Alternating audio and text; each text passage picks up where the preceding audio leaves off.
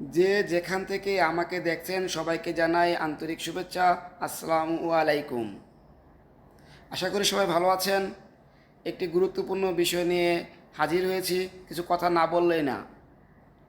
আমরা সবাই বলি আমাদের টাকা দিয়ে আমরা কিনা খাই, সরকার আমাকে কোথা থেকে দেয়? শেখ হাসিনার আমলে শেখ হাসিনা একবার বলেছিল, সজীব জয় বলেছিল যে বাংলাদেশের টেলিফোন মোবাইল আমরা দিয়েছি। তো আমরা বাঙালি যারা আছি জানি না আমরা কি বুঝি, কতটুকু বুঝি জানি না।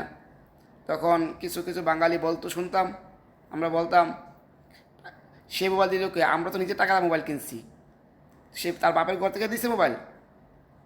এরকম প্রশ্নের সম্মুখীন অনেক হয়েছি। এখন তো আপনার পক্ষে টাকা আছে, বিদ্যুৎ পাচ্ছেন না কেন? গ্যাস পাচ্ছেন না কেন? আপনার টাকা আপনি কিনবেন তো পাচ্ছেন না কেন? কারণ আমি দিচ্ছি, উনি দিচ্ছে, কথাটা সেরকম না।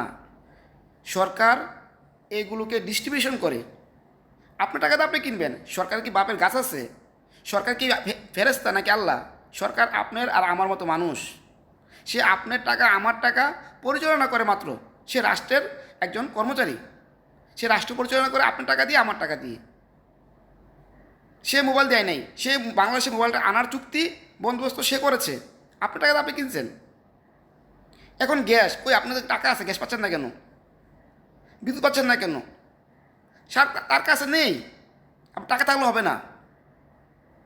কীভাবে বোঝাবো? মানুষ এই জিনিসটাই বোঝে না।